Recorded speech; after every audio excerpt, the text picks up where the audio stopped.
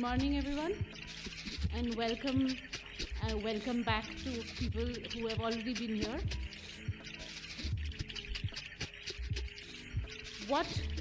The third eye, what does it mean to be able to see beyond the physical? What is the mind's eye? According to dharmic traditions, the third eye represents a way of seeing with and through intuition, sometimes referred to as the inner eye.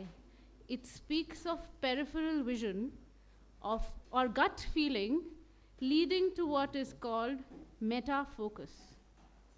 Here in our field, where the creatives blurs edges and forms, where focus doesn't necessarily mean a sharper vision or convergence, but a process or divergence that allows the bindu to be revealed as the point of both. This is the beginning and the end of all, a form of prayer, an inner reflection, leading to insights contested but steadied by an unquestioning faith in the life force, where the Madhya Bindu, or the central point, is the courtyard, which allows the sky to penetrate through the built mass, out of which a silence emerges. iPac 2019 program linking architecture, planning, and design is structured to mirror the dance of this life force through its cycle of creation, preservation, destruction, and rebirth. Welcome, everyone. Today, our day is called Writing Architecture Day. And as you can see, we are trying to follow a slightly different format of how we are going about it. So the point here is, do we write enough on architecture? What are the ways in which architecture can be or should rather be written about? What if architecture or the making of built environment becomes a way to writing itself onto sites, contexts, and histories? What if history becomes the method of writing architecture of the future? The Writing Architecture Day at iPac 2019 will explore these questions and many more to build a discourse relevant to the entire discipline. We engage with a plethora of forms of writing through talks and focused huddles around each question that arises. We include architects, writers, historians, pedagogues, practitioners, academicians, scholars, and observers of the discipline into the debate. Architectural writing in critique, critical history, research, and journalism are juxtaposed with architectural research by history, design, and practice, all being seen as ways to expand the boundaries of the discipline and present a nuanced picture of what is architecture. So the day will culminate in the launch of our journal, Veranda, SSA's own initiative of writing in, by, of architecture. The Veranda contributors will take us through a curated exhibition of their works, which is in the wind tunnel, and they present their ideas, and we contribute to the diffusion of making and writing of architecture. So we start the day with a series of talks. The first half of the day is a series of talks. We start which are research by design, research by history, and architectural journalism. Our student Ruchira is going to go into the details of that. After lunch, we reconvene onto these tables. In fact, between the talks, I would request everybody to start ideating on their tables already. There are no question-answer sessions between the talks. So we reconvene on these tables, and we start as how the ideator has designed their interaction with all of you. We can start discussing.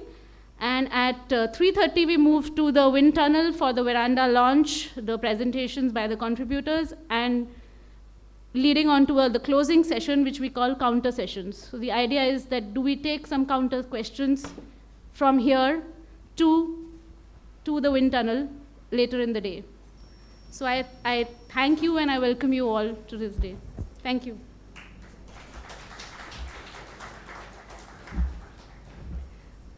Good morning. The first speaker for the day is Professor Roger William Connor, whose research by design talk is titled Writing Architecture, A Personal and Critical History. So if you wouldn't mind, please just... Anybody want one of these scarves? They're going on eBay after this. Thank you very much.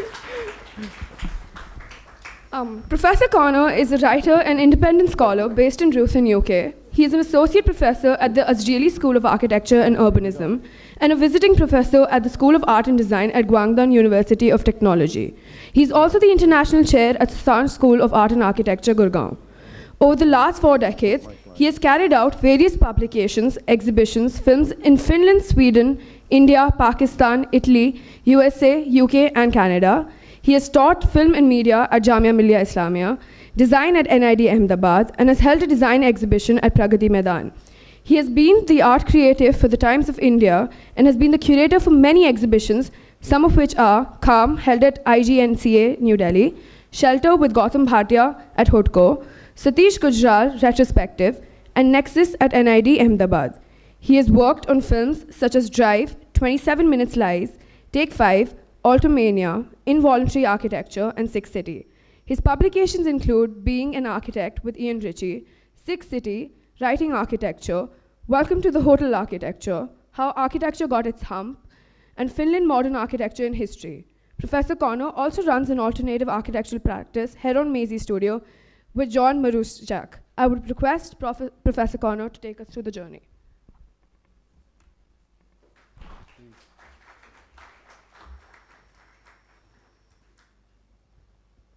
I'll use the steps this time. Thank you very much. Good morning. I have this. Okay, thank you. Good morning. Very nice to see you here. I really like that we changed the format a little bit in the week, and I look forward to a very interesting day, how this goes. You will notice these images on the left have come inside the library now, and any student sitting here, I would suggest, Amrita used the word ideating, I would suggest you attempt some sort of mapping of the day you are going to be in. And you can do a mapping in any way you like. These are only some examples, and it doesn't have to follow this particular pattern. But think about how you're because you're going to hear quite a lot in 3 hours. I'm going to introduce the day with the word writing architecture, because we're going to go through, I think, very many different things. But I'm going to make a difference between the writing and the proposition, writing on architecture, writing about architecture, writing over architecture, writing under architecture, writing behind architecture, and so on, to the verb to write architecture. This was also mentioned earlier by Greg Burgess when he was speaking earlier in the week about how he writes some of his ideas that become a form of exploring the architecture that he might be producing. Do we write enough on architecture? Yes, probably that it's overwritten. It's been published. There's all sorts of publications so you will have to edit out. But I would like to begin. I won't read this whole paper. And for those students who actually think about this sort of thing, and later when you perhaps go for a seminar or you're invited when you move into 4th year and masters, very often you have to prepare a paper. Very often you have to prepare an abstract of 100 words, 150 words, 200 words, 500 words. The abstract can be quite experimental. The idea is that you're trying to get your paper or your voice into whatever convention, seminar, symposium that you attend. So be prepared to experiment with these. You never do it one-off.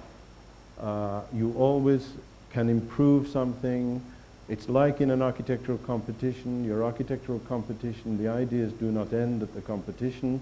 You do the competition, and you probably, the day you send the competition, you realize you would have changed everything about the competition, which is a good sign. You would go back and rethink it. So rethinking, reworking, and rewriting is also very much part of today. Writing architecture, rewriting architecture. Could I have, oh, it's me, excuse me. I'm going to read a little and then refer to this. So, writing also has the word right. It's a right, perhaps a rite of passion. A rite of passion and a rite of passage. So here's our sort of little framing. The writing, asterisk, architecture. Why asterisk? Well, because writing, asterisk, architecture. An asterisk always indicates something is in between, or possibly a note.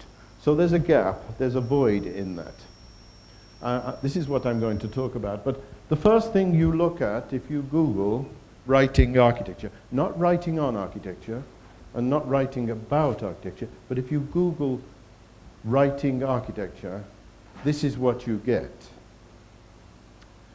And I'm going to take you through the story of how the word writing architecture, which was the title of my very first book in 1989, became a brand for MIT Press and became a common phrase used in research. So there's writing architecture, the book, 1989. Of course, there's writing about architecture, a book out of Princeton Press, and then there's writing architecture, a practical writing architecture for architects and students. So we've set up our brief, our context for the morning. We are going to include, of course, writing, reading, drawing, mapping, sketching, scripting. Scripting, I will end up later with digital scripting. It's not just writing, but digital scripting. These are all valid questions, valid departures. And I think, as usual, I will abandon my text, which I think is a useful thing to remember. Some people say, why do you write a text and then not deliver it? Those of us, amongst us who do this regularly will know that the practice of writing it out many times is a very important part of writing the architecture, of writing out the paper, because in the end you can talk about it because you've actually written it down and in your mind. So I'll leave the text there and I'll talk about these, which I think is more interesting. It's the same thing. So 1989, this was the first book. I won't go into detail about it, but just to summarize why it's called Writing Architecture. I had worked 15 years with a Finnish architect who I had worked as an architect with him, I had worked as an archivist with him, I had worked as an amanuensis with him, and I'd worked as a lecturer with him. We traveled the world and things.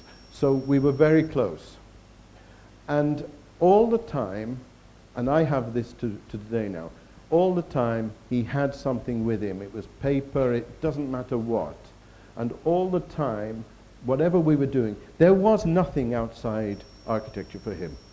There was no life. Life wasn't. Architecture was his life. It was his family. It was everything. So he wrote and thought architecture through the different languages he spoke, some well, for example, Finnish, Swedish, a little Russian, a little German, more English. If you look at the words to draw, design, to write in those different languages, you'll get very many different shapes. Okay. you'll get very many different shapes from the verb to write. We could do a linguistic analysis of the shape of writing in Hindi, in Telugu, in Persian, in Arabic, and so on. Interestingly, in Finnish, the word to draw is to sketch. There is no word to draw. It's skitsata in Finnish. Piirustaa, to make a drawing. And the word architect has to be loaned into the Finnish language, because there is no, the architect is a what they call in Finnish a loan word. In Finnish it's laina sana, loan word, which means architect becomes in Finnish architecti, because everything in Finnish has an I and starts working in the language. So to plan in Finnish is the same word as to shape. So suunnitella in Finnish is to shape the world and the language. It's not a plan as such as we. So again, the linguistics around the words are very culturally based and change often the way, and I'll show you later as we go through some of Pirtala's work, how he shapes his architecture through a knowledge of language and through a partial knowledge of German and a partial knowledge of French, for example.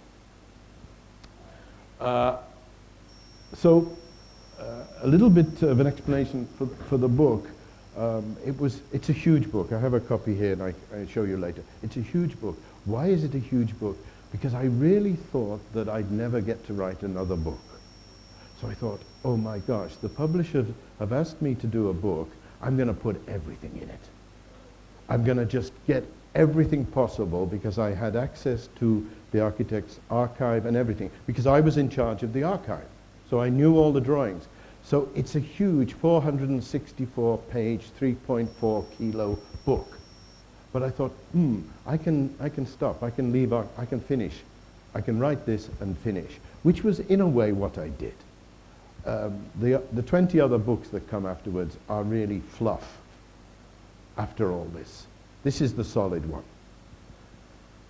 That's a trick, how you get work in. So the publishers were saying, oh, how's the book coming along?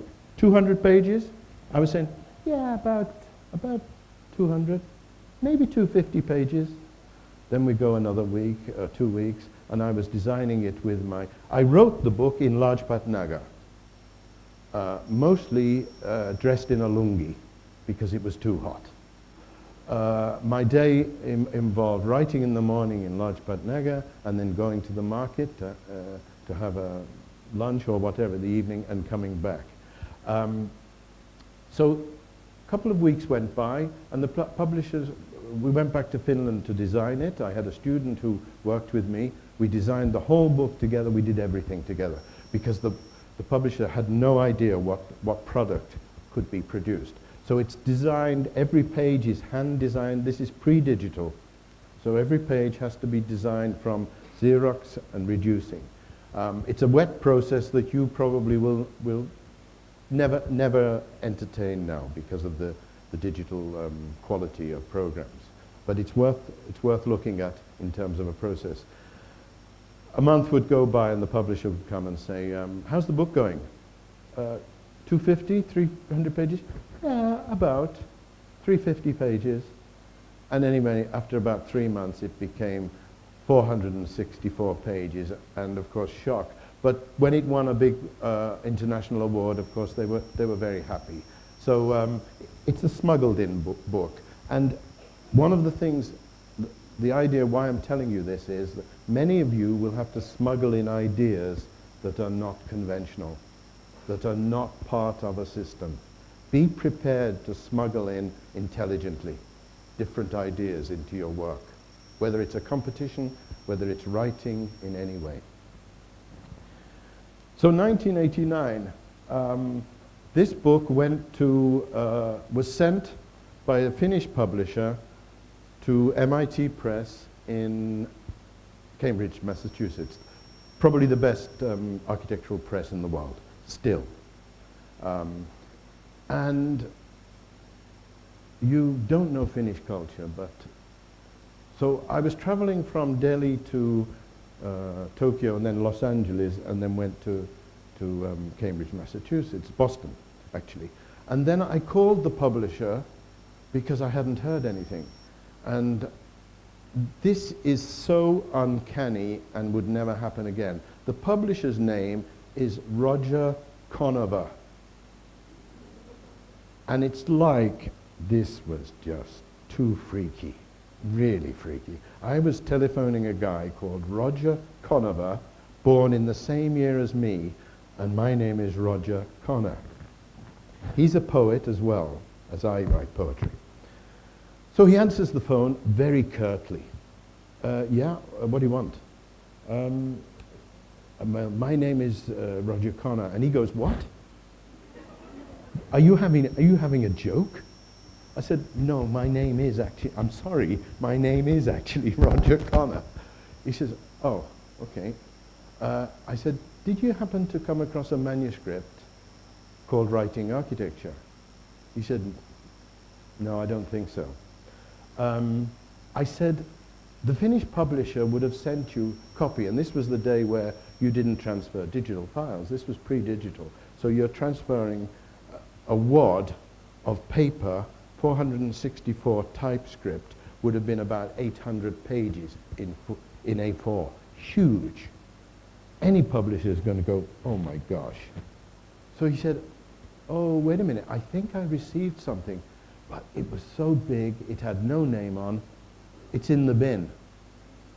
I thought, great, it's in the garbage bin. I said, any chance you could retrieve it from the garbage bin? He said, well actually, yeah, so I said, well, perhaps you could have a look at it. Well, thankfully, he did have a look at it, and he read it, enjoyed it. He didn't have any images in it. He didn't know what it was like, but eventually he spoke to this man, John Haydock. Names you won't know, but names that are part of the constellation of writing architecture and writing in architecture that have come into the present day. John Haydock was the head of Cooper Union School of Architecture in New York. A very, very interesting man. Any of you want to look at the education of an architect, one of the best books written on an architecture school, John Haydock. Dutch emigre into New York, tall man, looked like a boxer, spoke Bronx language like he was talking to Al Pacino, but an absolute gem of a teacher. He knew how to work with his students. He drew, he wrote, he invented. He was revered by many of the people that you actually probably know now in some of the other areas like Rem Koolhaas, Stephen Hall, Peter Eisenman, Rafael Maneo, a type of architectural circle, Zaha Hadid. They all knew of the Cooper Union and John Haydock. I recommend, there are many books that go from John Haydock rewrote Aesop's Fables. He rewrote architecture as poetry, which I will talk about later. Writing architecture for John Haydock was his life too. So what is the connection of this? Well, this is 1989. So remember, there's a publisher called Roger Conover.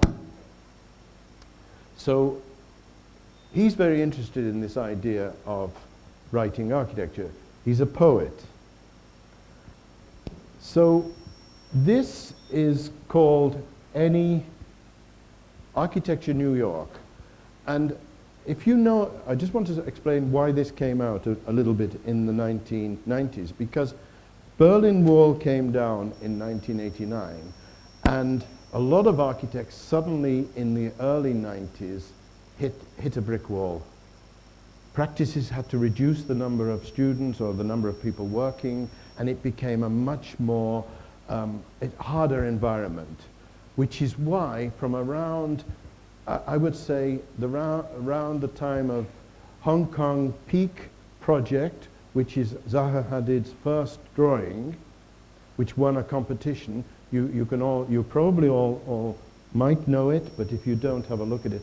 Zaha Hadid's Hong Kong Peak Project, which went back to a kind of Russian suprematist references in architecture and constructivist architecture, was the catalyst for a whole new world of thinking about architecture.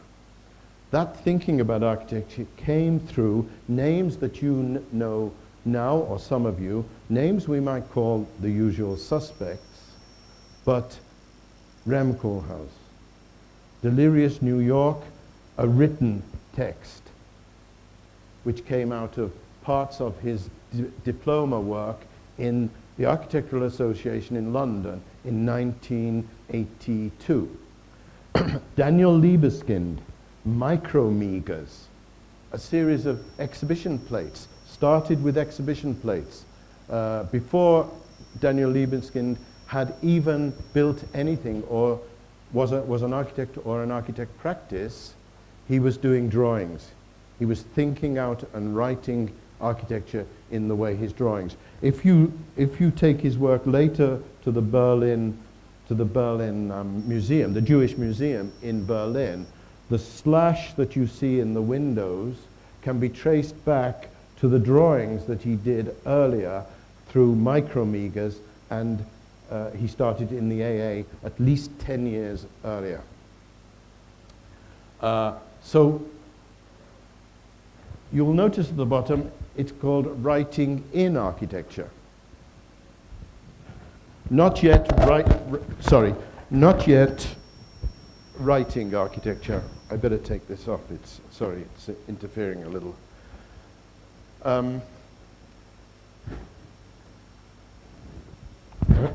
Where have I got to? Okay. Thank you. The names are not so important, but it is a constellation of a period. This was edited by an architect called Peter Eisenman, with his architect wife Cynthia Davidson, and it's a constellation of ideas which was coming out of none of these architects, very few of them had work at the time. They were drawing and theorizing and thinking about architecture at the time. And it was a major discourse, a major set of ideas out of New York at the time. I can't go into detail, but it did come around the time of literary theory moving into deconstruction, and it's Yale University, and I'll make the connection later, but I can't go into detail about that. We can look at that. But just look at some names. Bernard Tschumi, also educated at the AA in between 78 and 82, later became the Dean of Columbia, French architect. One of the most interesting projects is La Villette, where the project is an infrastructure of written and imagined fragments in an abandoned space in Paris that then the public would occupy and take over. So the whole idea of infrastructural architecture, which Tschumi then developed into what he called event space, which is part of his books now. You will see Event Cities, and he's catalogued. So he has a long pedigree in the notion of infrastructure and event as space. Rem Koolhaas, Ritzy, Stan Allen became the dean in Princeton. At first was just drawing ideas about field and point. Field and point. He was developing urban theories very early around that notion of field and point. You can follow this up if you want. Stan Allen. Jamin Neumeyer, Greg Lynn, who was connected with Los Angeles and New York. Greg Lynn has gone on to look at parametrics in a big way, but also sci-fi. He uses sci-fi and does imagine moon architecture and lunar landscapes. That became later. Bloomer scholar Jacques Derrida, the French philosopher. Again, we won't have time to go into, but Derrida was a person around which they were kind of hovering, and they were looking at reading books about deconstruction, and just deconstruction really is looking at the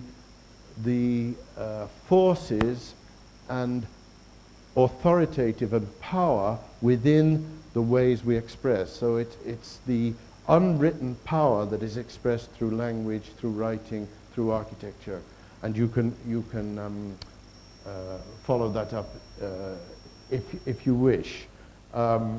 Wolf Brix, Vienna. He was also writing wonderful texts, mostly from his fascination to the Rolling Stones. The Rolling Stones song "Get Off My Cloud" is the title of his book of talks and manifestos. Many of these were writing manifestos, ideas about what they thought the world could be and architecture could contribute. So a manifesto is also a written example of architecture. Stanley Tigerman, practice. Isozaki from Japan. Michael Zorkin, now one of the leading urban thinkers in New York. This is 1993, so this is about 25 years ago. So this became a very strong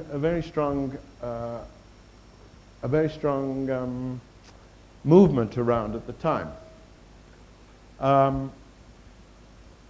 I was going to talk about Hermann Hesse, but I think I'll jump over Hermann Hesse because it's a relationship between Hermann Hesse and Tagore had a very interesting discussion about writing, but I'll leave that as a hint.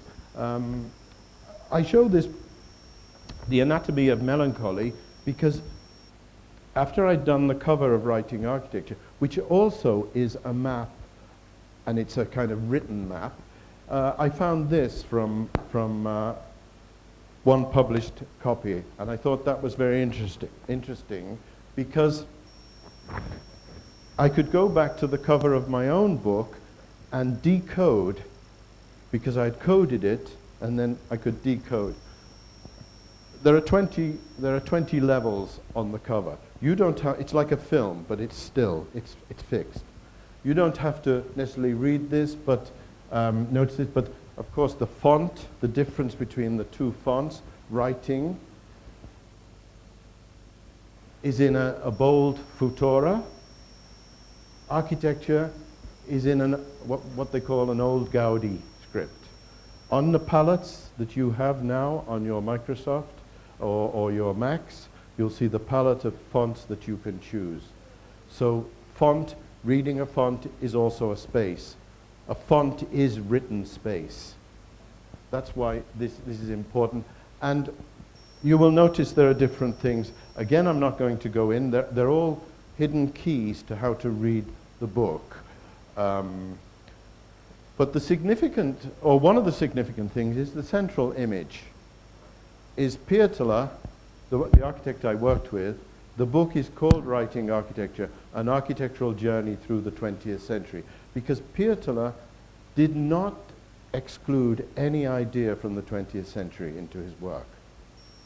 If it was Wittgenstein, if it was Marcel Duchamp in art, if it was Godard in film, everything was part of his thinking. Finnish literature, I learned my love of Finnish literature through him. I learned to speak Finnish, of course, by being with him, and it's a very, very different language. Finnish is not a language that we're used to. It's Finno-Ugric.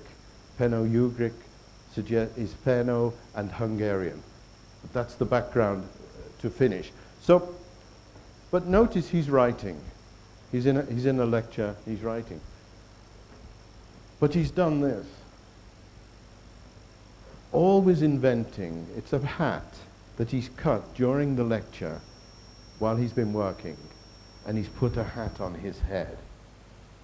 It is this level of improvisation in the moment that always stayed with me, with Pietola. So how did he write architecture? Well, sometimes we would exchange books, and he would go off, I would go off, and the next morning he would put little pieces of paper in the book with things like this. They were notes, they were memos, they were developing an idea, they were analyzing.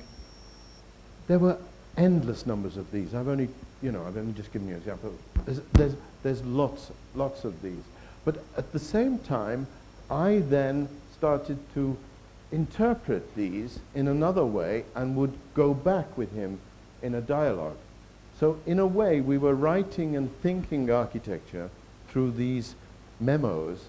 At the same time, we might be sitting in the Finnish landscape or traveling on a train.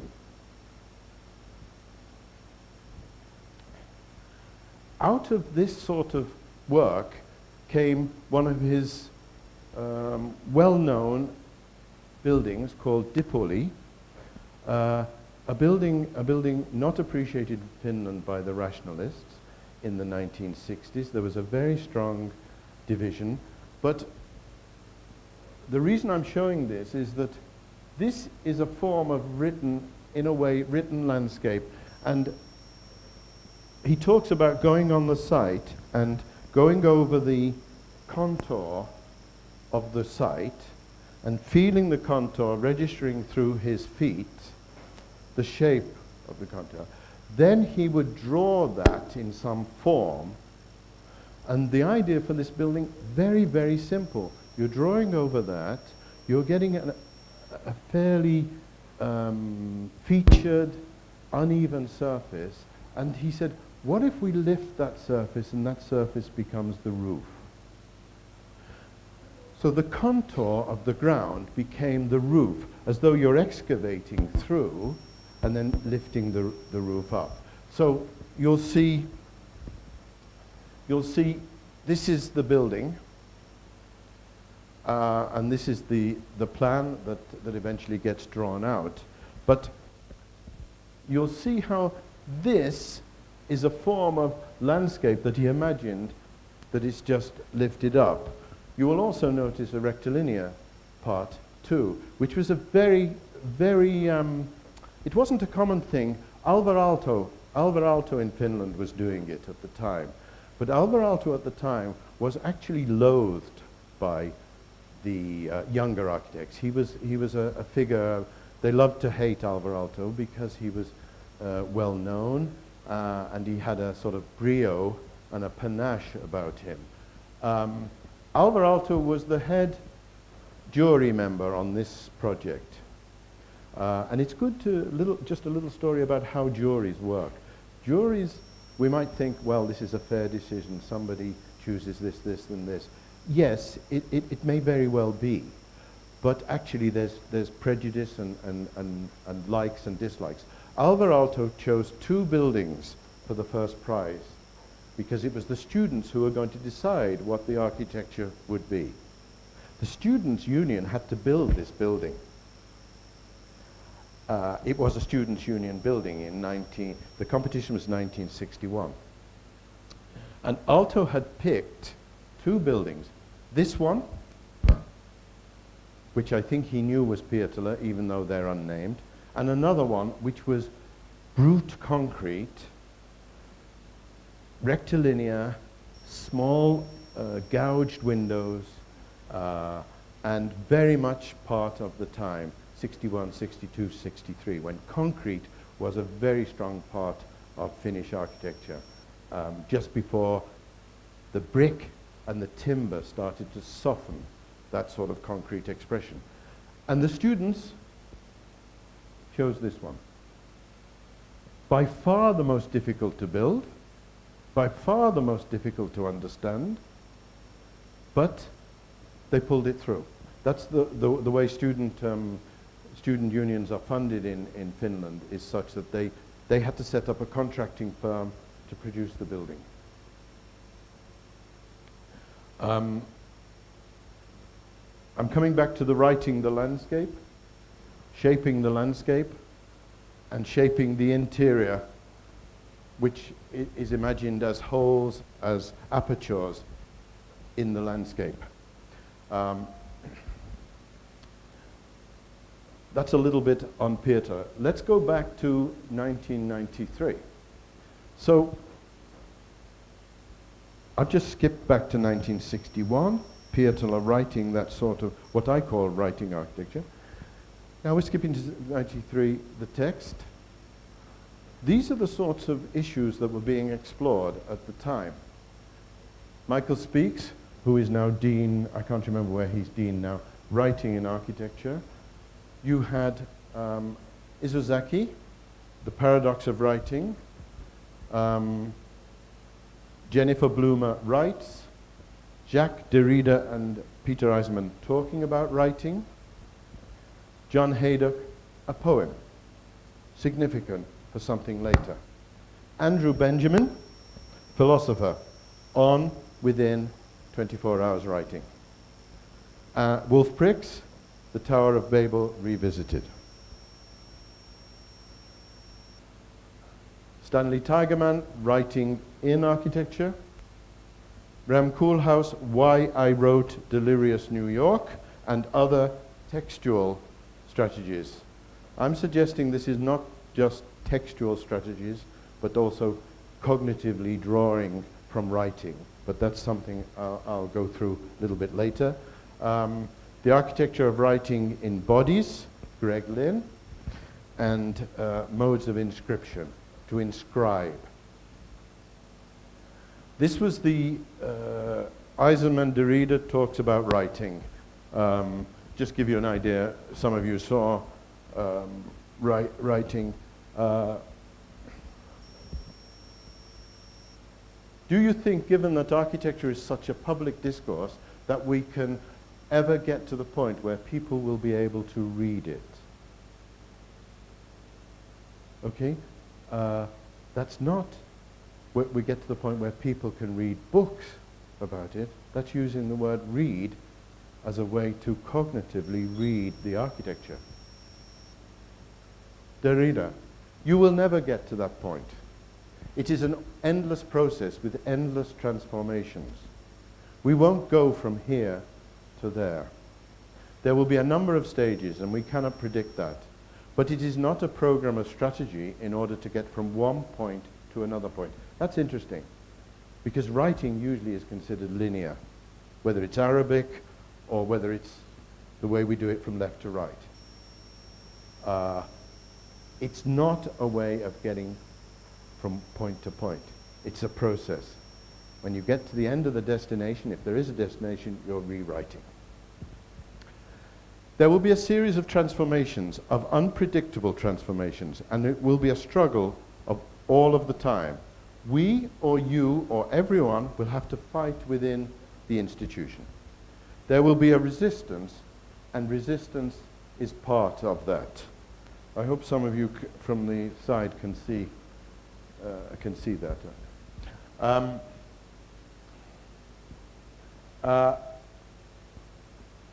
Constant transformation.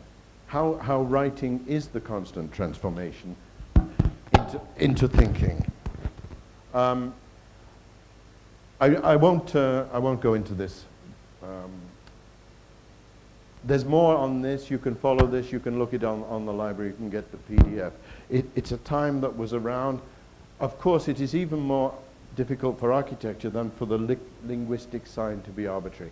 That needs a little bit of studying, back to linguistics, and Ferdinand de Saussure in the 1920s, and a course on structural linguistics. The reason why I put it is linguistics was a very strong part of how this played through architecture, and architecture schools and some professors were starting to understand the role of linguistics in the way we're thinking and shaping. At the time, this was the sort of thing that was around in literature. Very interesting, Harold Bloom. The notion of reading, of course, brings up misreading. It goes hand in hand. There is no one reading of a novel. But is there a misreading of a novel? Well, you can only misread a novel if you think that the author has an intended reading that you're supposed to get. But a novel, a book, is usually into your hands, and you can read it and shape it, draw it. The architecture of a book is yours. It's the same with a building. We can look at, oh, why did Stephen Hall do that? Or why did Hafiz Contractor do that? But the actual interpretation and experience and emotions and senses that you get in the architecture are yours. The architecture of that building, you are writing in your senses, in your feeling, in your body. It's embodied.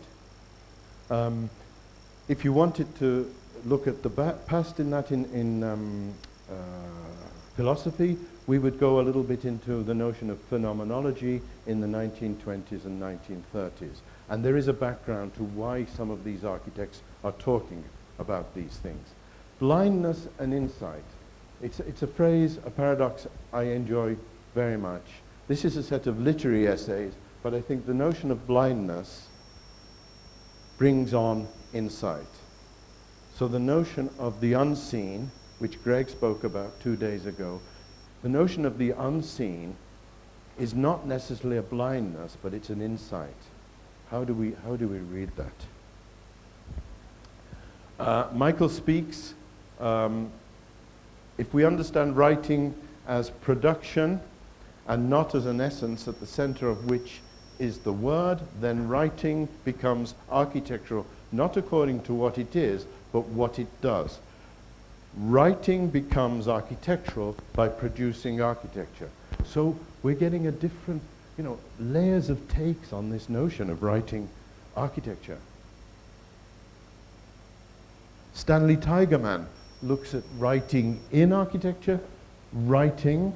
There was a lot of language play at the time, and admittedly it's in English. Derrida immediately pointed out in this issue that in French you can't say writing architecture. You can't make the verb together in French. So we're in also a privileged linguistic area, but all I'm pointing out, your areas in Hindi or whatever language, you would take over and make your own exploration of this.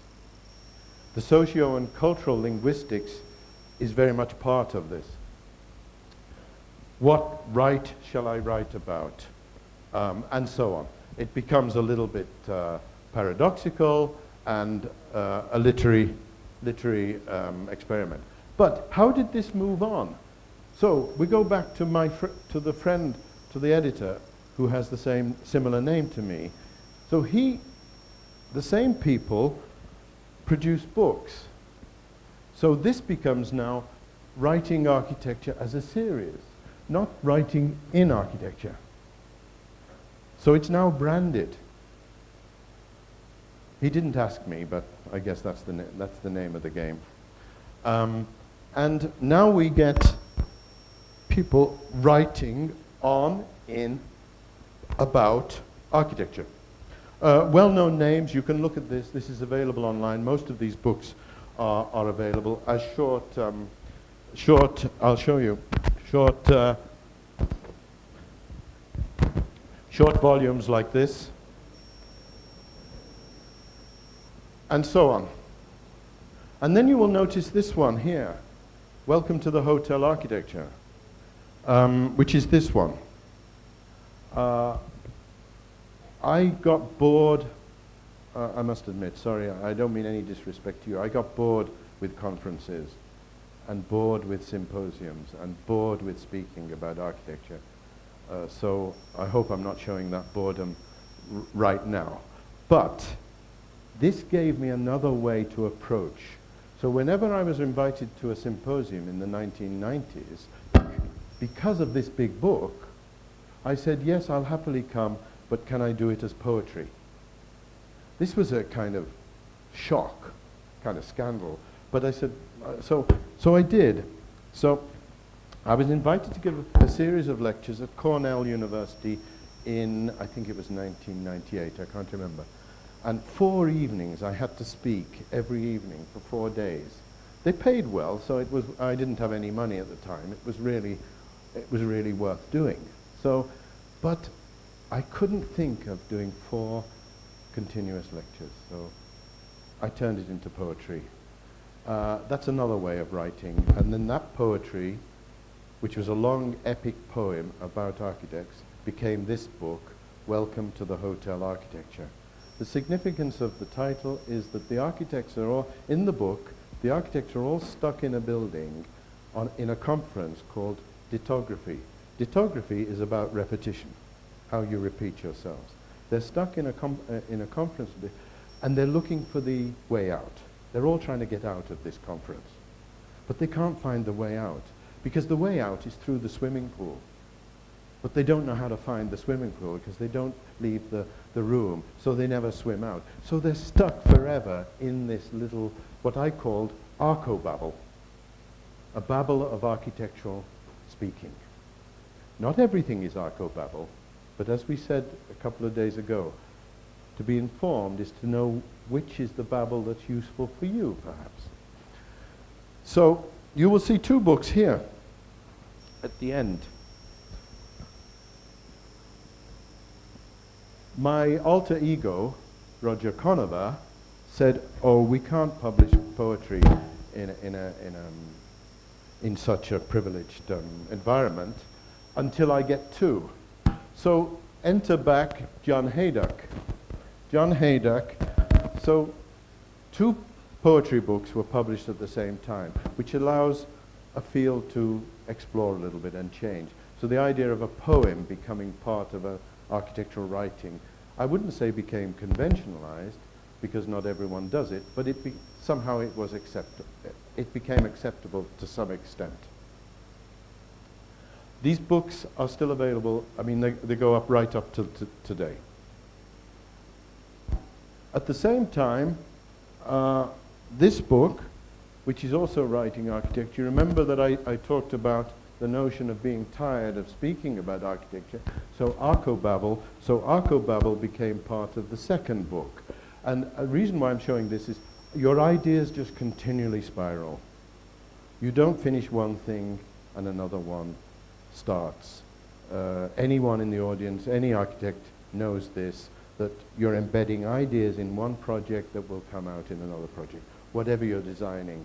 Sometimes you monitor them, sometimes you don't. I'm going to try and move on. So why was he writing? Well, this is an example of Pietala looking at a book by Twan on sense of place. And these were, he would rip an A4 paper into strips and put those strips in the book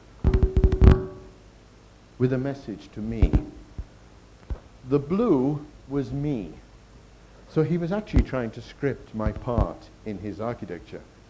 But then I would change it. So we had endless dialogues like this about shape and thinking.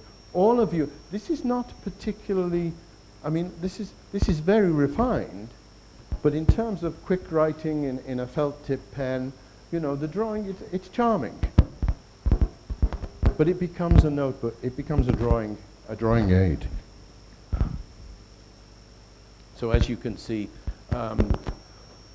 language becomes important.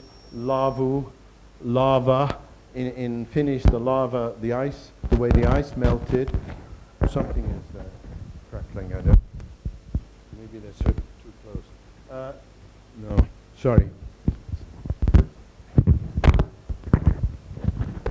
Do you mind? Something is just crackling. Oh, it's there. Okay. Sorry. 5 minutes and I'll finish. Should I hold it? It's this in the body, the movement. Sorry. Ice and lava and the ice age and the geological formation also becomes a writing for him.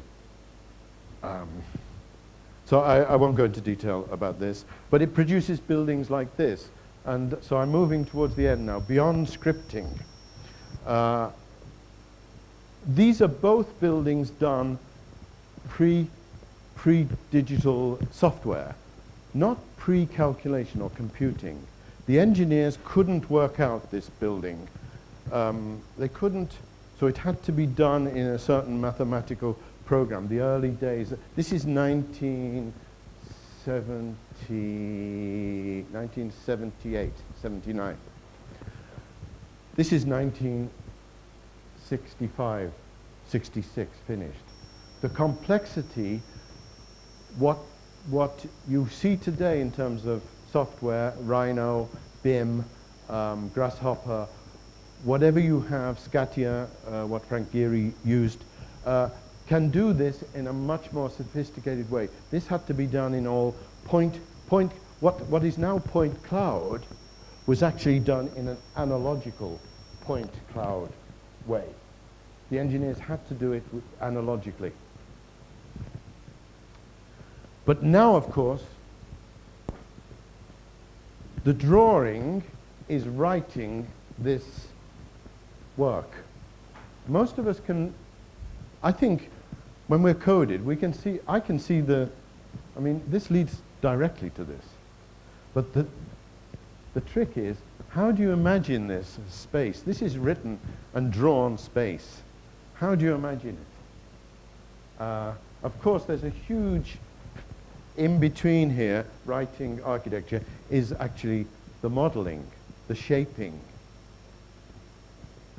the iterations that Frank Gehry does in the office with the engineers. I put this back on because this is a slide that Gregory Burgess sent me, because I wanted to pick up something he was doing on Wednesday, because in a way, when I first met Gregory Burgess, he was the person who reminded me so much of the way I had worked for 15 years with Rema Pietola. Just the way he will use writing or drawing, bits of writing in it, something in the sand. Pietola would do exactly the same in the soil, get a stick, and a stick would become part of the shape. So I just wanted to make the connection to this. Then we've got writing, which becomes scripting. The only way that these buildings become possible is the parametric modeling and the algorithmic architecture that is made. But the movement from the idea that Zaha Hadid could have you could imagine a folded piece of foil paper. You can make a model very easily, and then how do you turn that into architecture? So, but they're scripting this into the final product. So Zaha Hadid does the drawing, goes to Patrick Schumacher in the office as the digital supremo. Patrick Schumacher will send it to the architect, to the engineers, the software engineers, and they will. So yes, she uses models, but not as extensive as Frank Gehry. So the gap in between is a sort of parametric play on writing in between those two, this and the sketch. This is Guangzhou Opera House by Zaha Hadid also. Same process. Some of these shapes you could not imagine without having a scripting and a software to actually see them. So you can make the shape, and then you've got to have the transfer, the written transfer into the shape of the architecture. So hence, we're all familiar with this sort of writing now. We're all familiar with digital writing, coding, scripting. I say we're all familiar. Of course, we're not all familiar, but we recognize that this is going on. The interesting thing is some of our architecture now cannot be done without this. So and I don't think anyone's ever explored that, actually. It's quite a nice research project. Which buildings could not exist without the parametric or the software that have been used? So we loan out our scripting now to script writers, not film script writers, but software script writers, and we'll get these sort of circuits that are going. And we'll get, this is the CATIA software, the parametric model. So I'm going to finish with this, partly because, so I'm coming back to writing. And you're going to get, I'm sure now, Peter Schreiber will talk about the historical, and there are so many different valid ways. But I hope that I've tried to introduce the notion of the verb to write architecture. And I'm consciously not using the word to draw architecture. I had another book in mind, Drawing Architecture, which would be completely different. Throughout the book, there are references to literature, to philosophy, to James Joyce, and the way James Joyce wrote Ulysses, and then James Joyce changed into the way he just worked out his language, where it just flowed. Raymond Pietzola talked about Samuel Beckett constantly. There's a book called The Unnameable, which has no punctuation, and you have to read. And not everyone can read shapes or shape, but the language, the writing offers shapes. You can do it in your own language too. So this is the back cover. This was used in the back cover of the first book, Writing Architecture. Why? Well, I think that's obvious. He's actually writing, not drawing, but he's actually writing. And Pietzola would take Heisenberg's uncertainty principle, or he'd take a statement by Wittgenstein, and he'd start actually embodying it in the way he drew. A special talent? I don't know. Perhaps. But I'm going to end with this, because I went online yesterday, and because I didn't have this picture, I went online and found this book. Now, I haven't written this book, but it's online. And it's online from a company called Corner House Publications. And I have no idea what this, I mean, I kind of know what this is. I wrote a small paper about what's wrong with this picture years ago. But the book now is, this is the book. So the back cover of Writing Architecture suddenly is a pirate book that I have no idea how to get hold of. But you can buy it. You can go online and buy it. So things happen. The final thing, just a little bit of humor, and then I'm stopping. Back to my alter ego, Roger Conover. So he's the most esteemed editor. If you look at the amount of work he's produced as editor of MIT Press and Architecture for the last 35 years, it's staggering.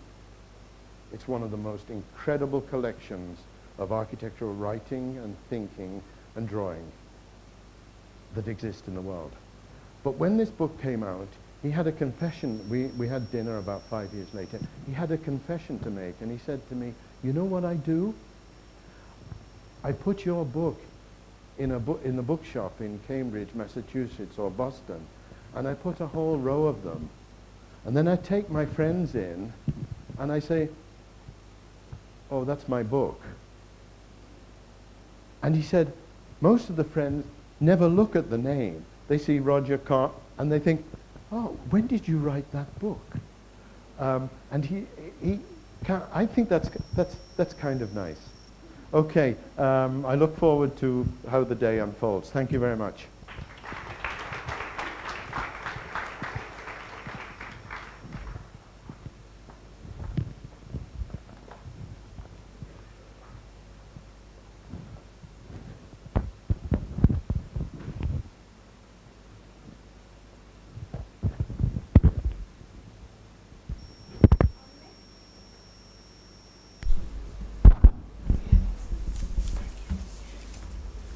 this is mine.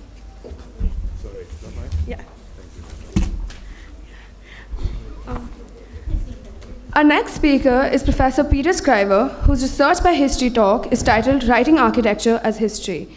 If we would like to request Professor Scriver to please come on stage and receive this token of appreciation.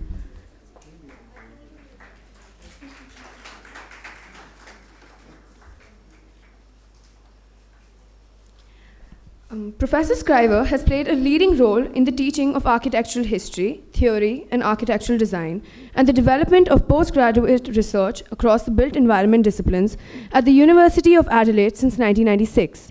He is also a founding member of the Center for Asian and Middle Eastern Architecture, established at Adelaide University. Professor Scriver is a critical authority on the architectural history of modern India. His theoretical interests focus on cultural and cognitive relationships between architecture, building, planning, and urban design, and the institutional frameworks and professional networks in which these disciplines operate. In addition to his pioneering work on post-colonial India, Professor Scriver is also an expert on colonial modernity. His extensive historical research on the British Indian Department of Public Works has examined its instrumental role in the propagation and institutionalization of modern architectural and engineering knowledge in colonial India and beyond. His books include After the Masters, Contemporary Indian Architecture, Colonial Modernities, Building, Dwelling, and Architecture in British India, and Ceylon, and India, Modern Architectures in History, A Critical History of Modern India Through the Lens of Architecture.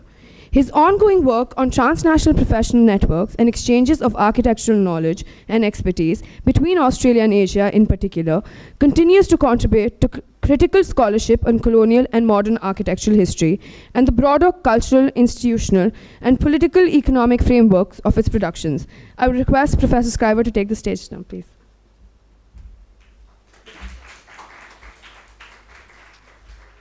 Thanks, Ruchira.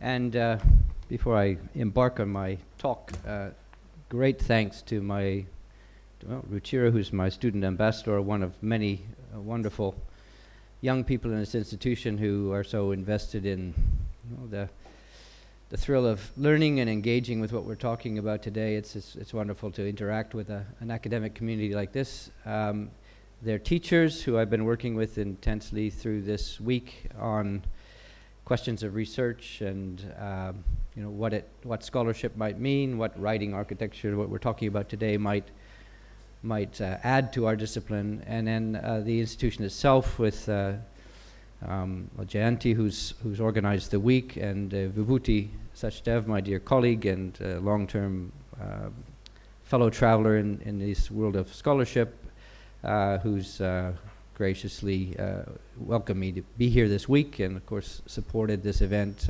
Thanks to all of you for making this possible and for me to continue building this relationship that we've been cultivating in recent years quite directly with this institution and more extensively over many years, as I'll talk about as really the gist of today's talk, as an investment over my career in this part of the world and a whole body of colleagues, some of whom spoke yesterday or who are in and out of the program this week, some who may even turn up while I'm talking who realize I was here today and are interested to come and reconnect, and it's wonderful having this sense of community around my fascination with what I'm going to try to unpack for you today in my talk.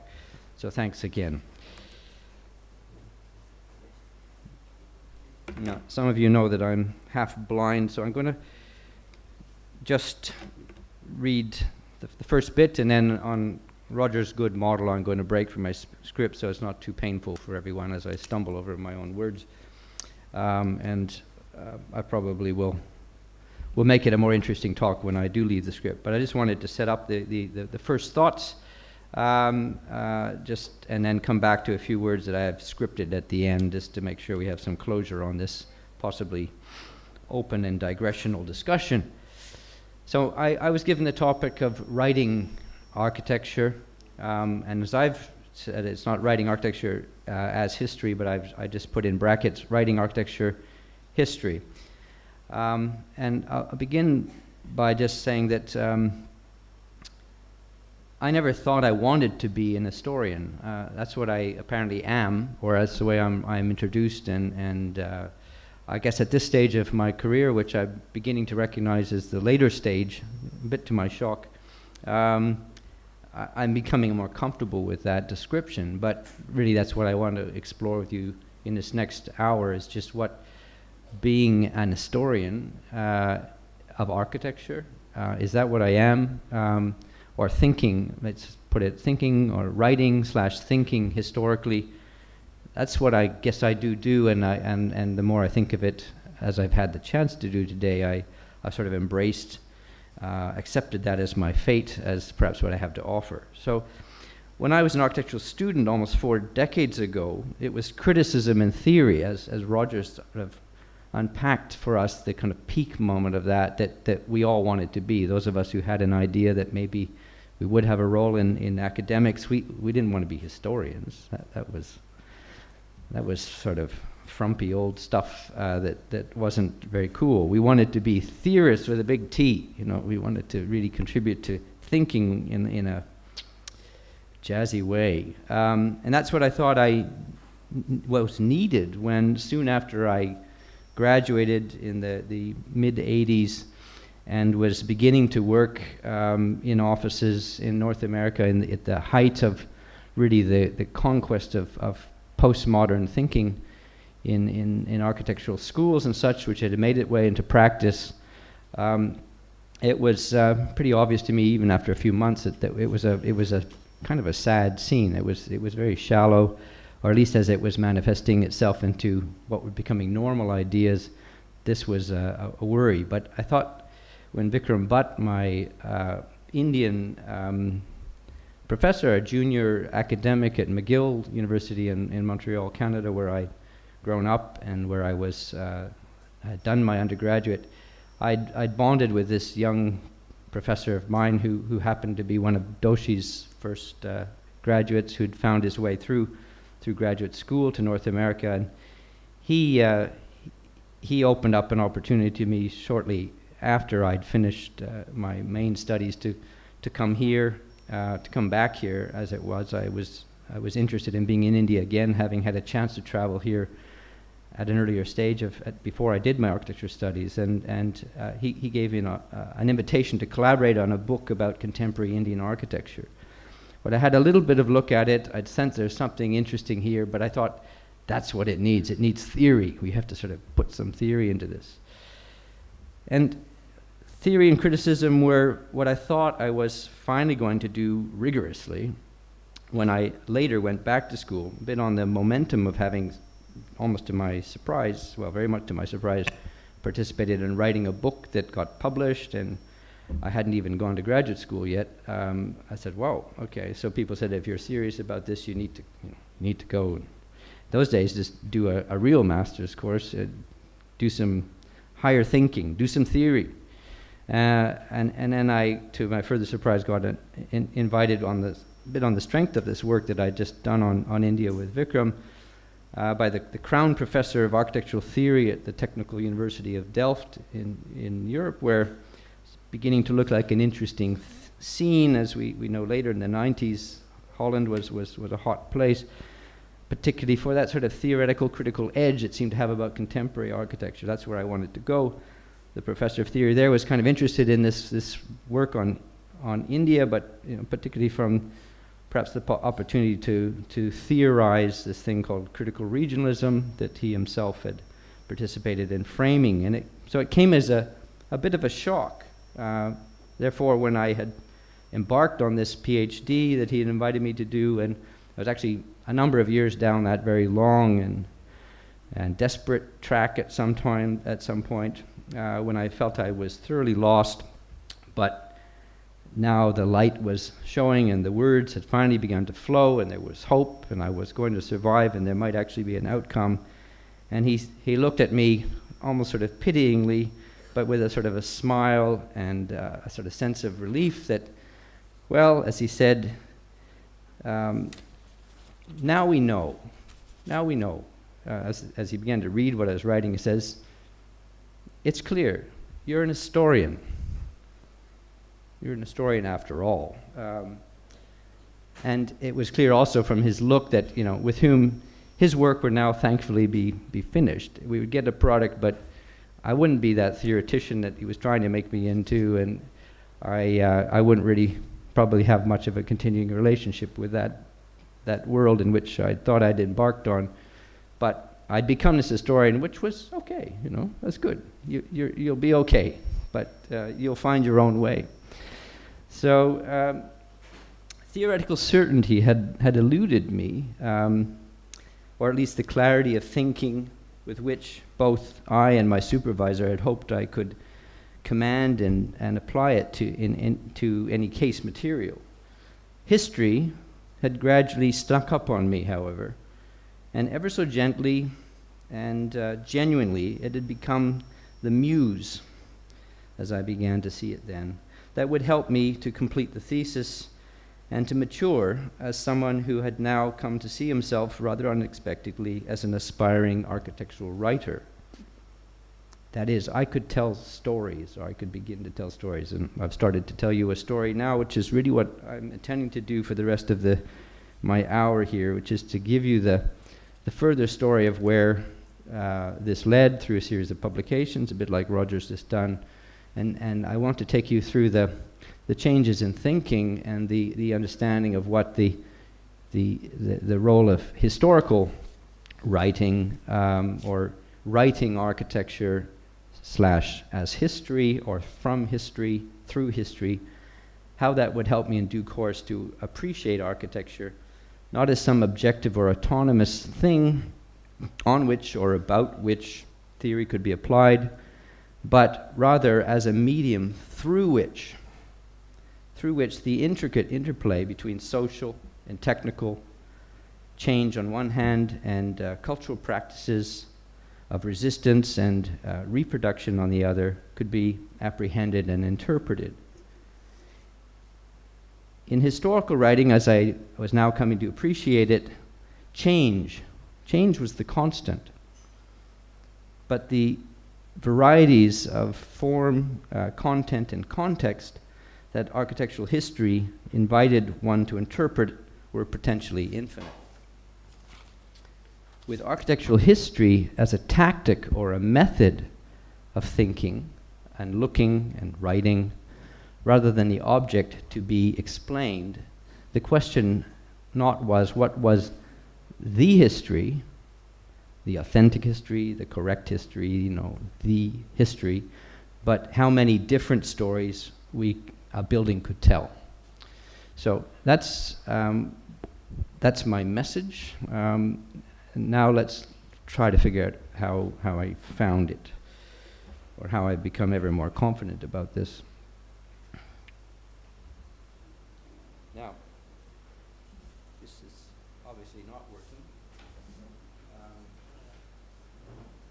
Should be.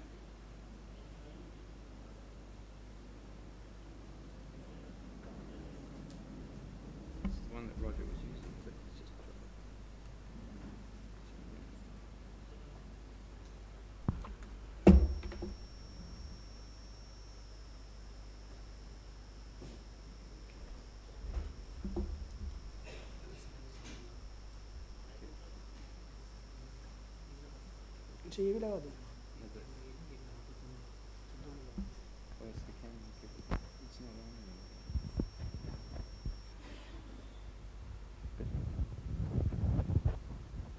how come it's not?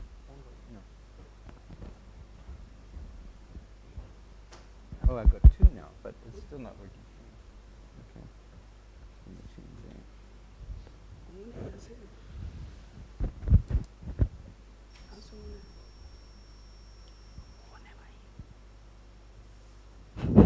All right, that's no, that's not this. That's the camera. This is the.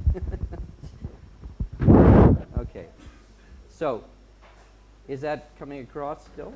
It seems very different than when I was speaking.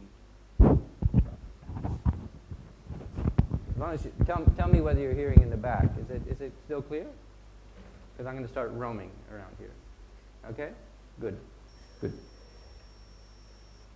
Okay, another personal reflection. We're already well embarked on it. So I've talked to you about the unintended historian. So I'm going to go through the books that emerged from that. I mentioned already the first book, which was the catalyst that threw me unexpectedly into the opportunity to write, and it was a great opportunity. I came here as I said, a sort of a disaffected recent graduate. I had won this little scholarship to do a bit of traveling, and actually what I wanted to see, having had a chance to travel in India before I began my official architectural studies, I wanted to come back, but I was greedy and I wanted to see the rest of Asia as well. So I went to see Japan, and then they just had opened the doors literally a few months before to backpackers to go and look at China. So I had a look at China for a month or so. And then I had various friends and colleagues down in Southeast Asia and back in Sri Lanka, where my history in South Asia had begun. That's another story. So I went to go see, first I thought I'd go work for Jeffrey Bawa. I knocked on his door. He politely offered me a cup of tea and then sent me on, saying that he didn't really need an unskilled green Canadian architect who didn't know a thing about Sri Lanka, he thought. I did know something about it, but that didn't work out. Then I went to see Laurie Baker, who a Tamil, a graduate student friend of mine from Chennai who'd studied at McGill, had said, you must go see this great man. I went to see that great man. It was even more obvious, he was even more polite, but he said, look, that's my whole way of work. I don't employ people, certainly don't employ architects. I work with my builders, etc. I began to learn about his way of working. So I went on looking for my vocation. I eventually ended up here in Delhi some months later, and was kindly taken into the hostels of SBA as a poor backpacker with almost no money, but prospects of maybe getting a job. And so it was. I lived for 2 or 3 months unofficially in the hostel room of one of my Chennai colleagues, former students who'd come to do a graduate course here. And it eventually opened the doors to working in the Stein Doshi Bala office here in Delhi, where my network began to form. I was here for a time, and then at a certain moment, my former teacher, Vikram Bhatt, came over here on a sabbatical. He'd had his first 7 years of service in teaching, and it was time for him to do some research. He got a grant from the Canadian Development Authority to look at sites and service projects 10 years on. The idea that what did people actually build on those plinths, and he asked me to assist him as his measuring up these projects, and we'll see a little bit later on what we looked at. But meanwhile, he had a friend in Ahmedabad who was starting up a new press, Map and Press, that some of you will know, who thought, well, there's a hole. There's no books on contemporary Indian architecture. Why don't you just knock off something, nice coffee table book we could sell in the hotels and such.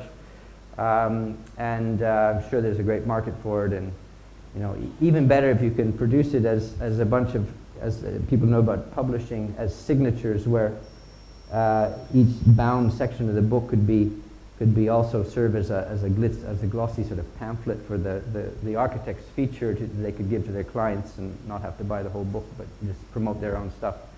I wasn't into that. I started this. It was like a dilemma. Say I'd love to work on this and write, as I was saying, something critical, something that's really looking at what's happening here. But I don't want to do crass trade. I had very high ideals for a young person, a bit of a snob perhaps, and I said, well, can't we do something better? So fortunately, Vikram had already cultivated that outside attitude, and he was keen on looking what his classmates were doing, and also having a chance to kind of revisit his former mentors and others who were dominating the scene, and just form the beginnings of a representation and a critical discussion of it, which is what we embarked on doing. I'm going to come back, sorry, I'm getting ahead of myself. My intention is to show you the shifts in thinking and the shifts of awareness over these 5 publications over the last number of decades, and put them in perspective. So the opportunity of this book, which was, as I say, commercially driven, opportunistically there and presented to me as someone who ought not to have been regarded as qualified, but because of social connections and the fact that I could assist my colleague on what he said was the real work, doing the honest work, looking at the human settlement stuff, which was his core business. We would just have a bit of fun, in the evenings writing this book. And visiting these architects and such. And the publisher was generous, subsidized our travel around the country, so I got to see in a concentrated period of time much of what was going on in the mid-1980s. We interviewed some 55, 60 odd different key architects of the day. We had a chance to begin to form a view. But when it came to bringing it out, and we stuck to this critical agenda, was that we were certainly not going to publish a book about 50-odd architects, little hagiographies of their work, and like a magazine of a certain site might do, just featuring the different architects themselves. We had to tell a story. And it was clear that there wasn't a story. That was our dilemma, that we couldn't just give one narrative. There were at least 4 narratives that we're conscious had to be told, and that's literally what the book is. It's four little essays and a body of work that illustrates that with the critical little essays about each of the exemplary pieces. There was, of course, the story of modernization, but it was perceived as the necessary background, because it was about contemporary Indian architecture. What's happening now? That's what the publisher wanted to do. He had a vision about a whole series of these books, which are, including, of course, monographs. This was not a monograph. There was a story, so there was the backstory, then there was the one that we were actually doing on the daily basis. There were the architects engaged in a developing world situation. There was still the terminology used at the time that was seemingly a separate story, and not one that was particularly popular with the majority of people we were talking about. Then there was one that hadn't yet been talked about. I'm calling it Aspiration here. And then, of course, there was the resoundingly, almost overbearing discussion that everybody was conscious about, this search for identity. The Modernization Story had many facets, but there were obvious ones. We began to discover some of the less obvious ones that I would come back to, but it wasn't really the time yet, with my little awareness of the situation, to realize what those other sub-stories might be. The development one, this is literally what we were doing day to day, looking at these what had come 10 years on top of the plinths that had been laid out around the country. We went to various cities and looked at what participatory design or self-build was actually accomplishing. But we looked at this aspiration side. Now, this is actually a picture that I took in Gurgaon in the 90s when it was just beginning. But at the time we did this book, Gurgaon was even less developed than the original DLF building by Hafiz, who we'll hear about tomorrow. It was virtually just the jungle, but there was one project here, the Garden Estate, which we published in our book, which was the tip of this iceberg.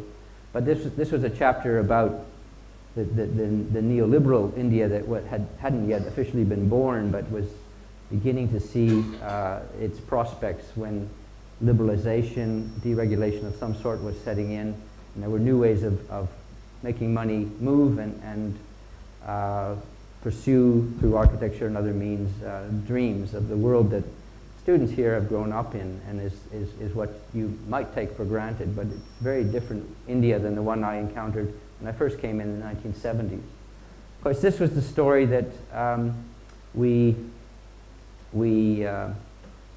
inevitably, well, I was quite motivated to talk about. This was the story that my sort of postmodern education and sort of the debates of the time of my student life had tuned me to look at. But my sense was that there was something more profound, more sort of aesthetically engaging, that had perhaps as the term was used or began to be abused quite a lot from that point forward, more authenticity somehow to this question of re-embracing or connecting with a sense of cultural continuities, the relationship between tradition and a sort of a post-modernity or a modernity that was re-engaged with culture and place.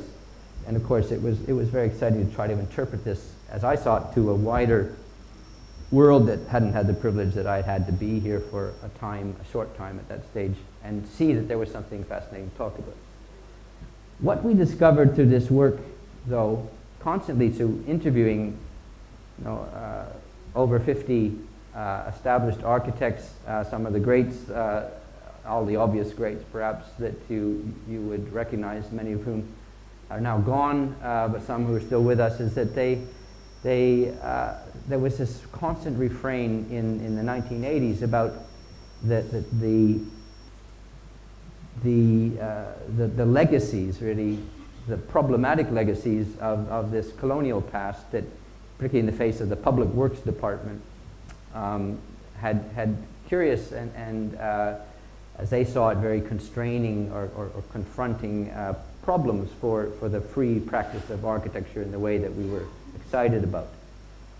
It was generally seen to be a ball and chain, but a negative thing that had to be overcome as part of the post-colonial historical process.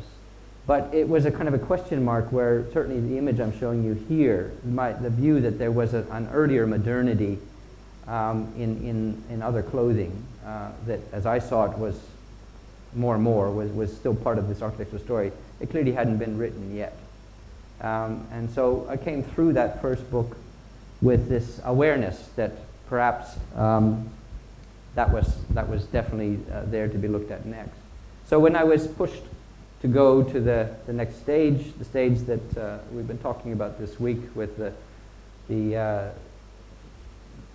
younger, the newer academic staff in the school who are embracing the questions of research, what would one look at, this was on my agenda.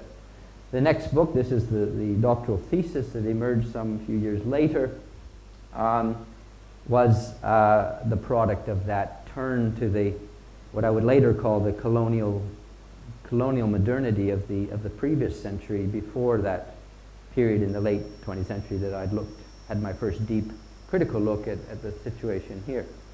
And this, of course, was by definition a more historical project. This was looking back.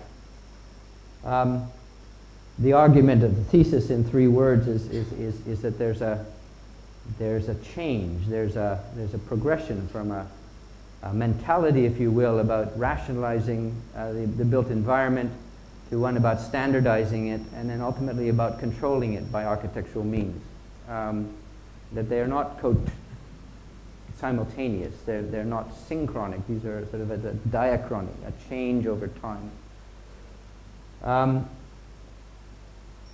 The key word, if you might have noticed it in the title here, and the top line is, where my mind is at, is what my agency as a thinker is becoming. So I'm beginning to think from this theoretician that I still aspired to be, as I went in to do, to theorize what I've been looking at and to build bigger knowledge about it in that rather kind of authoritarian sense.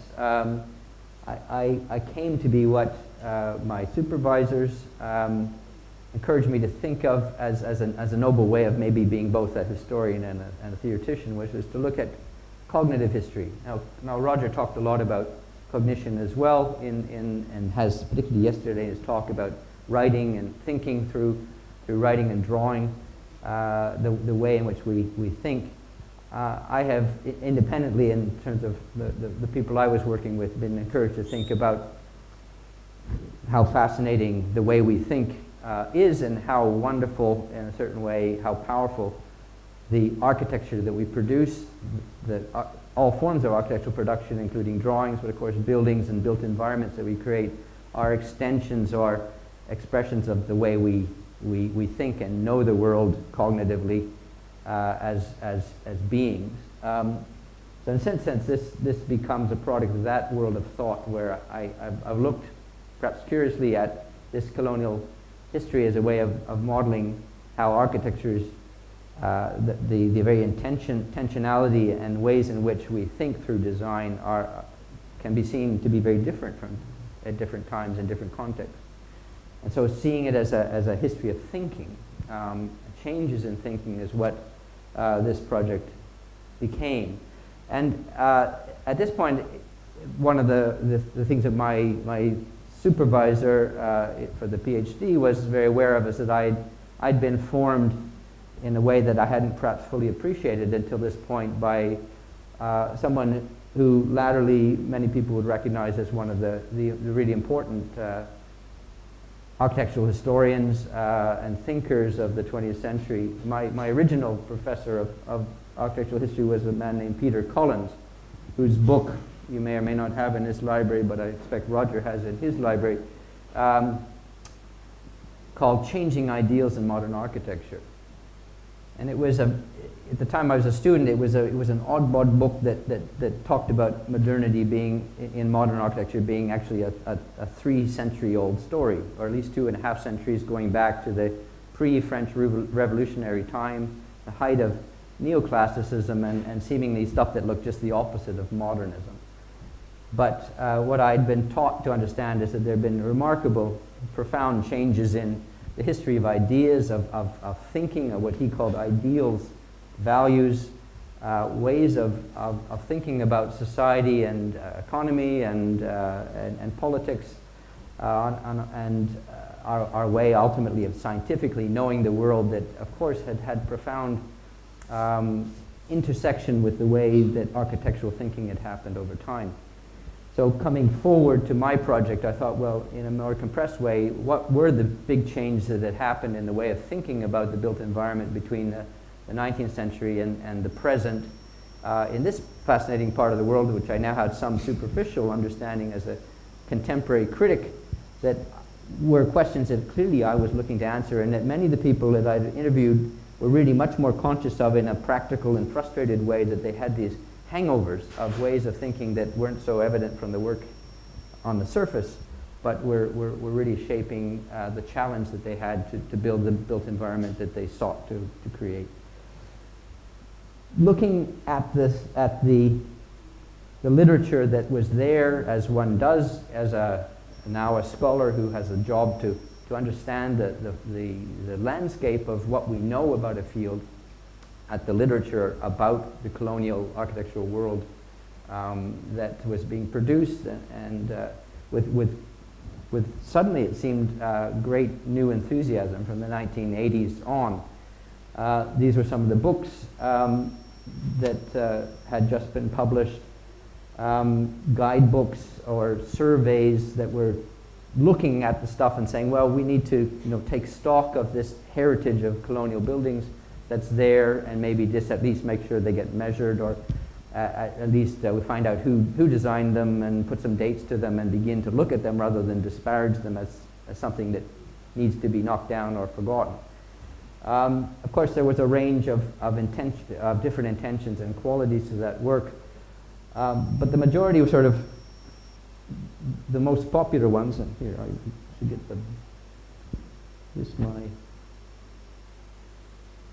does this project the laser here? Is it this one here? No. Oops. Oh dear. Is this not a laser pointer? Oh, it doesn't work. Okay, never mind. And I can't labor the points too much because I'm going to blow my time bubble here. But the title of Philip Davies' book, Splendors of the Rod, which you might have seen if you've looked in the library, I'm sure there's a copy here, was a book that very well done, meticulously fact-checked to some degree, and brought a wealth of basic data about these buildings to light, which I found infinitely useful, as were various later guides and such that have been made for various cities around the country and such, that were, as INTAC came into being and such, that sort of awareness that we needed to just sort of get the documentation out there, get the facts organized. But it was books like Giles Tillotson's book who I came aware of at this time, to my shock in part because he was a few steps ahead of me, and he'd published stuff based on his PhD that he'd finished a couple of 2 or 3 years earlier, and suddenly he seemed to be asking and looking at some of the questions that I thought, oh man, that's what I thought my thesis was going to be about.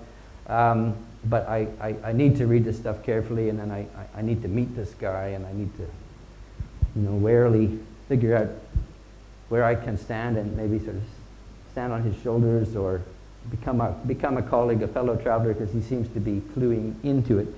So there were ones that were clearly not asking big questions, other ones that were beginning to, as his title was saying, talking about other systems of thought that were their ways of thinking that in his arguments had an important misunderstanding with the colonial era, which I became aware of. But I was also aware that within, Giles was working essentially in the art historical field with great expertise about the objects, and in that case the other traditions that were compromised to some degree, to great degrees, by the new tradition that the British had brought. But I became aware, as one does, of an extradisciplinary literature where sociologists like Anthony King or pure historians like Oldenburg, Chakravarti. I'm having a mind block of this very influential study of Lucknow that really shaped my thinking about how one could look at this material and build theories about what was going on, but looking very rigorously, in this case by non-architects, at the evidence of architecture and urban design that was very inspirational, that showed me that historical readings, particularly in Oldenburg's case, of this fabric could be a powerful tool for me to understand what the job of architecture or the implications of architecture were. So, and another one was Thomas Metcalfe, who was bringing some of those big T theories of the day, particularly Foucault and such, to bear upon the knowledge that was embodied in these buildings, or that could be said to be used, particularly in the context of inequitable colonial power situations, to use architecture as a tool of control or conquest through culture. And that was an interesting idea, not through guns and physical fortifications and such, but through the cultural politics of representation. So there were many big ideas floating around which were fascinating to me at the time.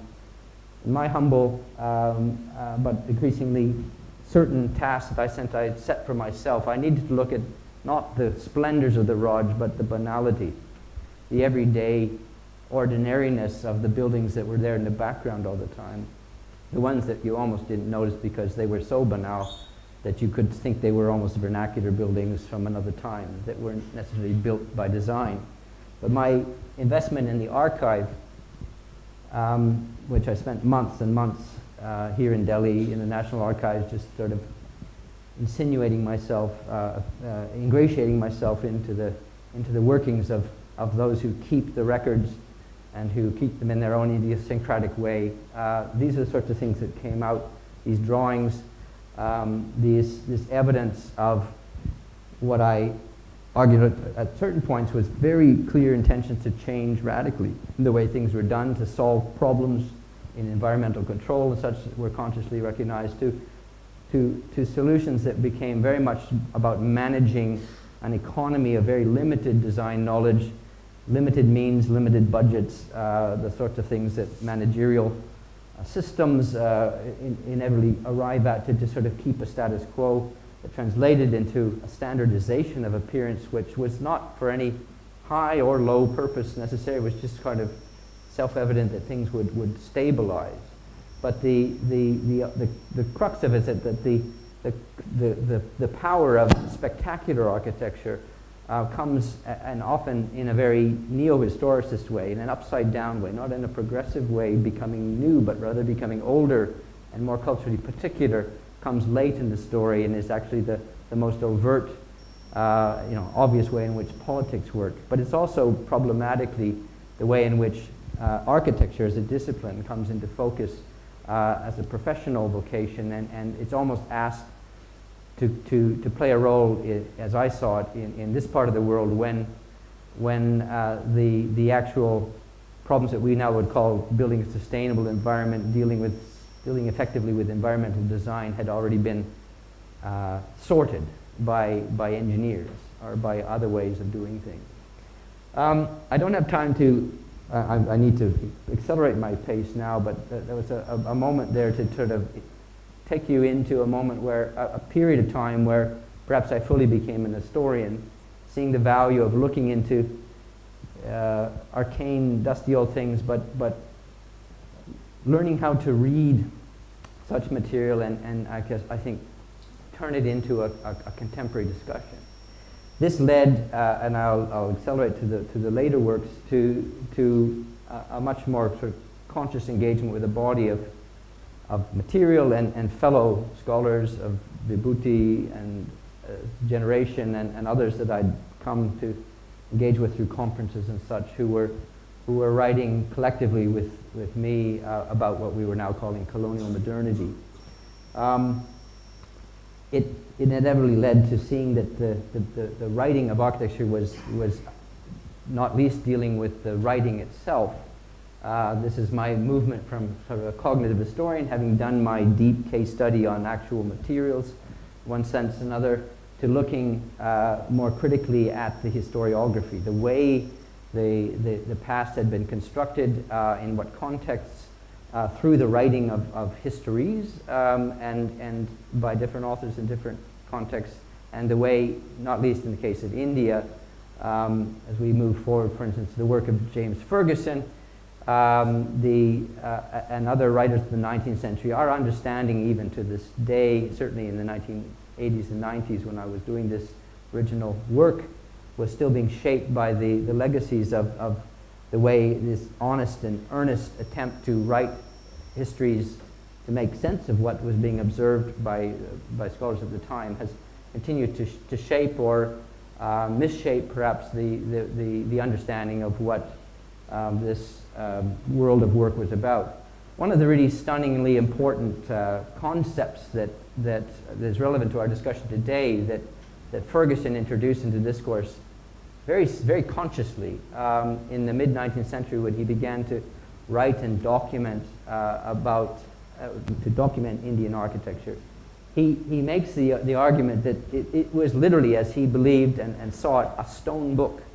That the history, of course, but also that he saw it deeper. He himself was an aspiring theorist. The nature of India's culture, and by the example of India's culture, the nature of architecture itself was clear to read in the stone book of the material looked at, and particularly the cave temples and the work inscribed on them. He saw you could literally read what the cultural intentions were.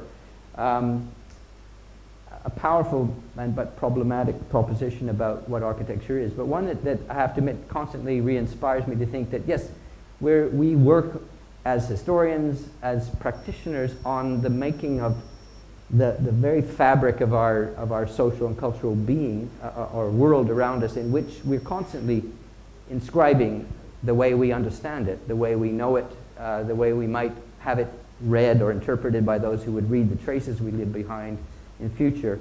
As archaeologists presume, that's what they do in their specific way, but the fact that we're consciously creating these or routinely creating these in the making the built environment is something we should think about. One of the important arguments that comes out of that collective book that I published in the early part of the 21st century was an argument about how the colonial enterprise of shaping knowledge about architecture, particularly in this archaeologically skewed way, had essentialized, as we would say, this notion that there was an Indian architecture which Ferguson wrote about and such, which he was very keen on the idea that it was so different from the architecture of the West of modern Europe, as he said it, that it was an object lesson in how a pure, as he saw it, a pure tradition, before it got compromised by things like colonialism and modernity, could express the truth and the nature of its independent values and such. And he was actually using it as a counterpoint to what to build his own criticism of the failings, as he saw it, of modern architecture in modern Europe in the 19th century. Its ambiguity, its historicism. Whereas modern architecture in India was, in my view, this sort of stuff. Clearly pre-Corbusian, pre-post-independence architectural arguments, but it was clearly modern architecture that was not the monumental stuff of the Archaeological Survey of India.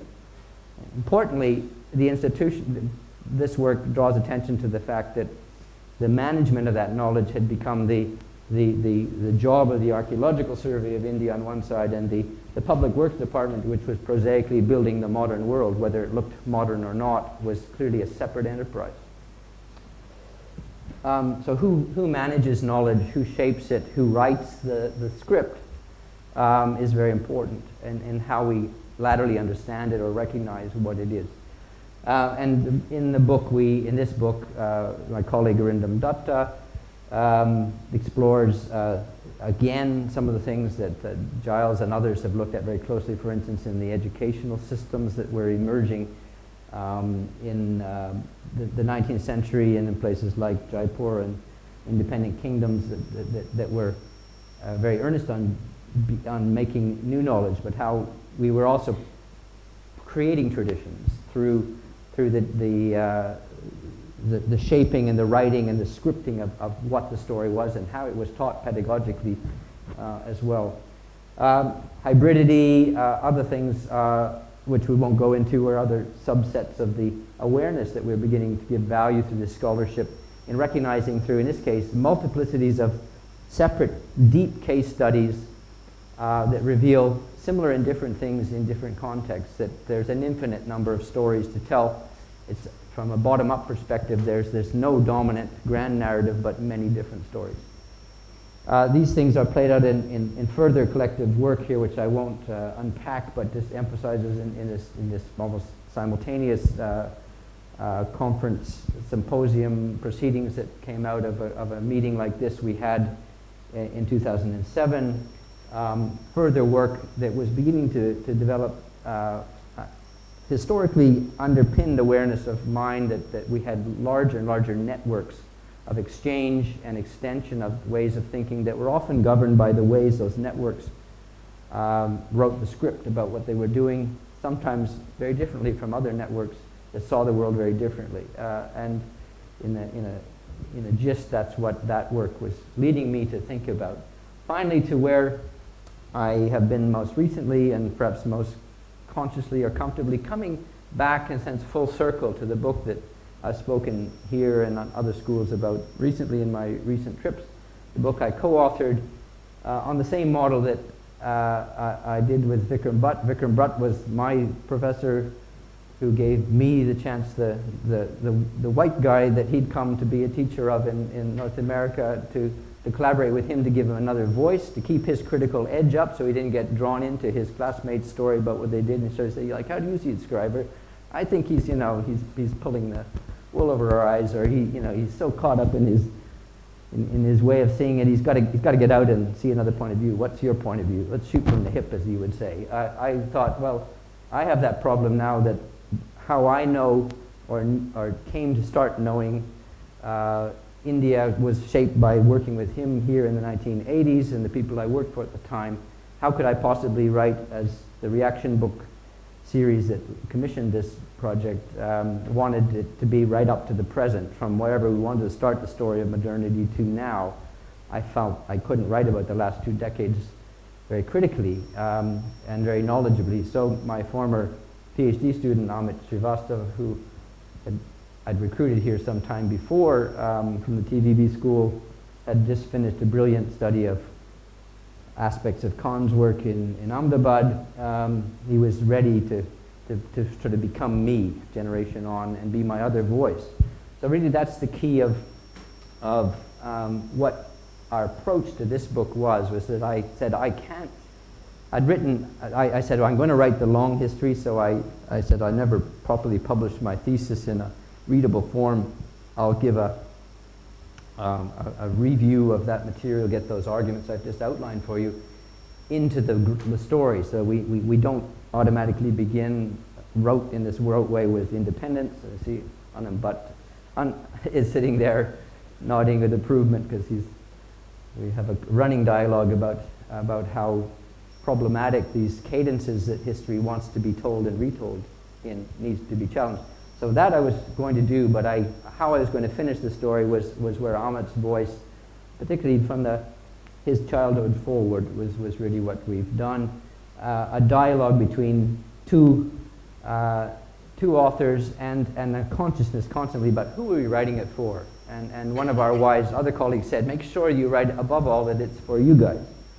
That it's the undergraduates in the schools of architecture who are going to have a book that really opens the door for them, that they can read, and that their teachers will embrace and argue with and challenge and disagree with and open up to discussion, because this is going to be my concluding point in a moment. You know, there's no final say on this thing. Of course, it's a dialogue, it's a debate. This is the content. We came into it with the sense that there's this international gaze that I was acutely aware of, being part of that, who was reproducing it in my interest and engagement with India, that we could begin to look at historically. We could look at modernism, at the whole story, as something that had some distance from us now.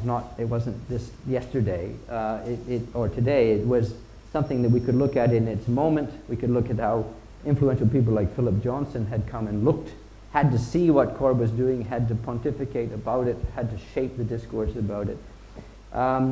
We could look at the now, and when we were presenting the book, I mean, Mr. Modi had, as we came to press, he was literally just coming to election. The book was published a couple of months after he was elected. We were aware that this was the political face of huge changes in India that were engaging in different conspicuous and less conspicuous ways with the questions of architecture. And that, importantly, yes, the assumptions about modernity that had been there so emphatically in the late 20th century when I began to come into the picture were now, curiously or in a fascinating way, far more complex or irrelevant somehow in certain ways, in certain discourses, or coincidentally with the push for smart cities. We had the advent of remarkably extraordinary, seemingly timeless statements about faith and culture and the uses of architecture to realize that. So these are the material, this tapestry of a book which is about multiple dialogues looking to history to try to deal with the questions of the present by looking further and shorter distances back and forth. Vibhuti talked about tradition at the beginning of the week in a discussion we had. You said in Sanskrit, it's parampara, which is back and forth. Yeah. So re-looking at all that stuff, some of which we know too well, we think, some of which we haven't seen, bringing the documentary evidence and enriching the tapestry. This is a very plain one, but rich in its texture. We've seen some richer fabrics. Amrita loaned me a beautiful green scarf the other day that had wonderful wool and silk and different colors woven through it, which made a much richer tapestry. The arguments are there, of course, including the colonial modernity and the extent and the power and the depth of that major change in culture and society that began in the 19th century. And then the complexity and the contradiction that arise as well. Ambitions for modernity are there, being part of a struggle for social and political independence whilst maintaining engagement in the world, and how those stories are complex. so complex. So this business, and this is my concluding point that I'll revert to my last page or so of my script to just tie down, is that writing history in this way, in seeking to bring as much new evidence out of the archive as is there, but to bring as much new perception about it to bear upon it as well, and to embrace the complexity of it, not to try to simplify it, is the only way I can justify doing it. And that gut, that urge that comes out of the belly of the writer who feels like they have a huge task ahead of them, but somehow they have to steel themselves to do it, it's only worth doing if you feel that there are new stories to tell. Well, there's always new stories to tell. And I was so frustrated in terms of